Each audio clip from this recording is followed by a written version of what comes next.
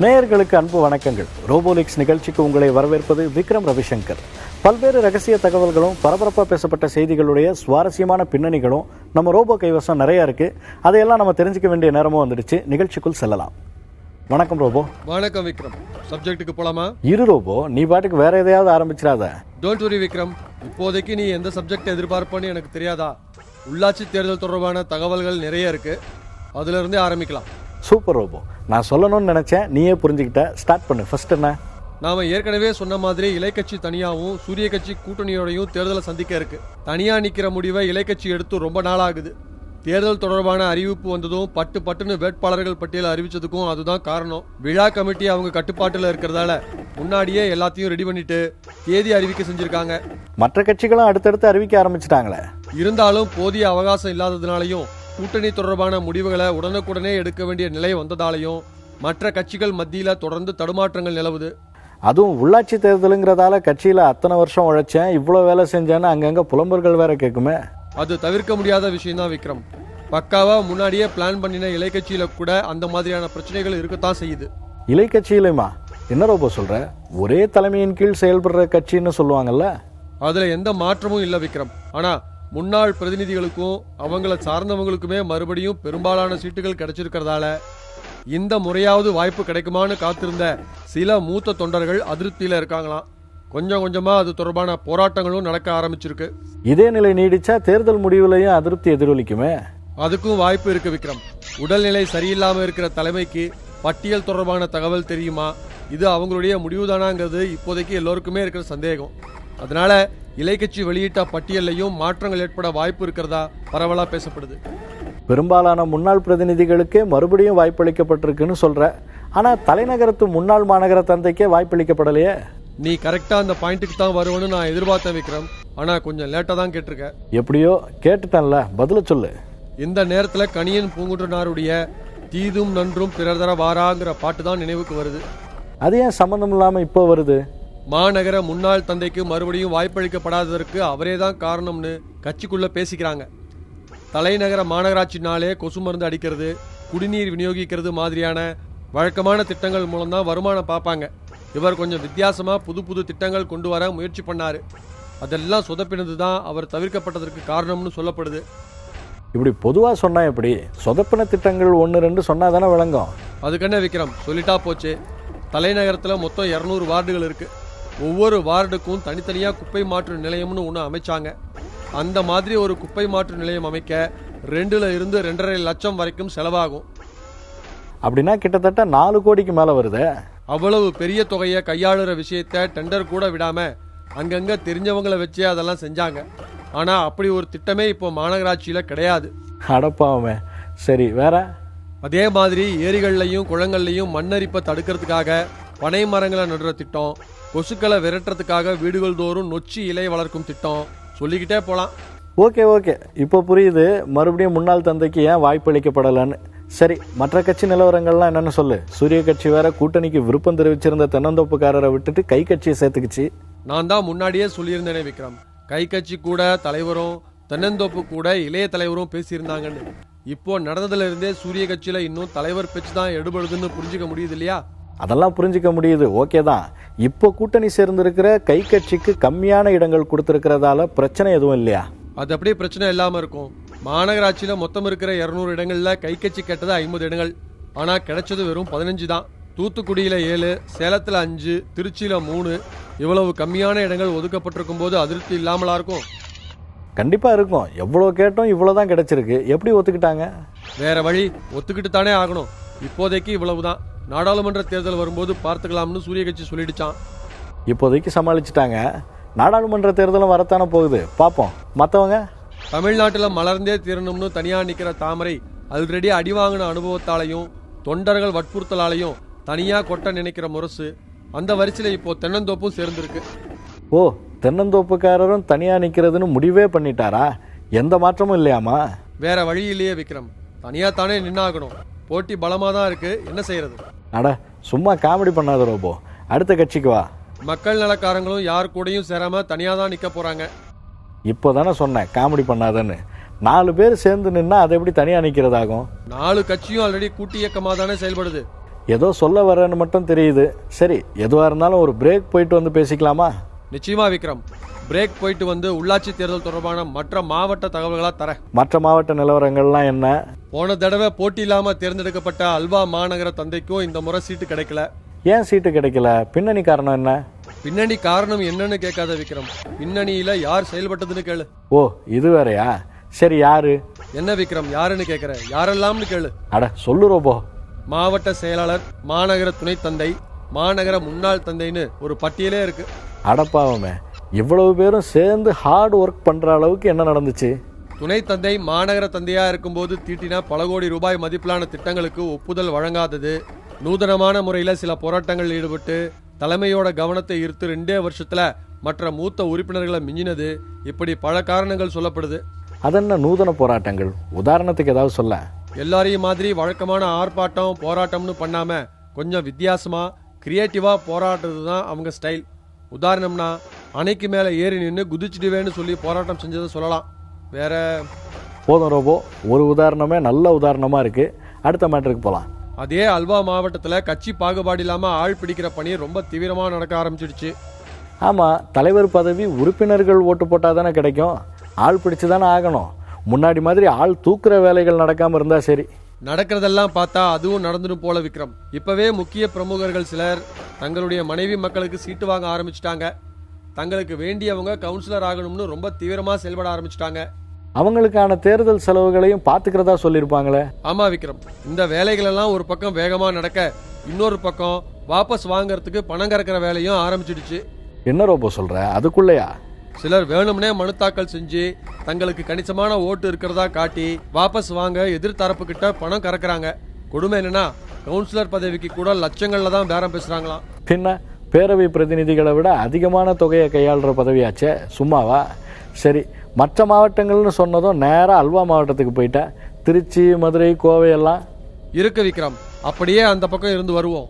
அடுத்து முத்துநகர் மாவட்டம். ஜெயிக்கிறவங்க எந்த கட்சி கவுன்சிலரா இருந்தாலும் அவங்கள கோடிகள்ல குளிப்பாட்ட ஒருத்தர் தயாரா இருக்காரு. யார் அவரு? எந்த கட்சிக்காரரு? முத்துநகர் மாவட்ட ஊராட்சி தலைவரா இருந்து இலைக்கட்சி அடிப்படை உறுப்பினர் அந்தஸ்தை கூட இழந்து மறுபடியும் கட்சியில சேர்ந்து இளைஞர்கள் பாசறைக்கு இணை செயலாளராகி மாநிலங்களவைக்கு அறிவிக்கப்பட்டு மறுபடியும் மொட்டை கடைசியால அந்த வாய்ப்பையும் இழந்தவர். புரியுது, யாருன்னு புரியுது.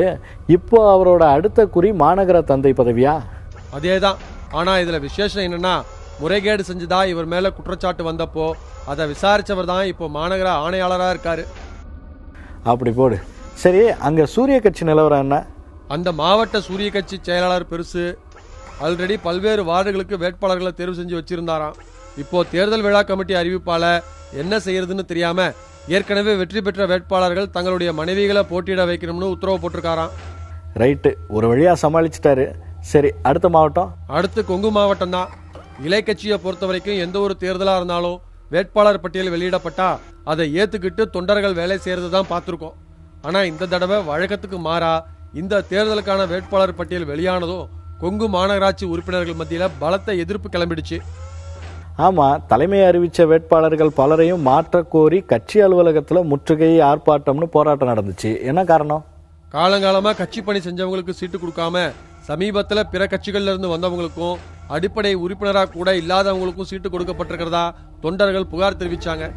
அமைச்சர் ஒருத்தர் தனக்கு வேண்டப்பட்டவங்களுக்கு மட்டும் சீட்டு ஒதுக்கினதாகவும் சொல்லப்படுது. வேண்டப்பட்டவங்கன்னா யாரு?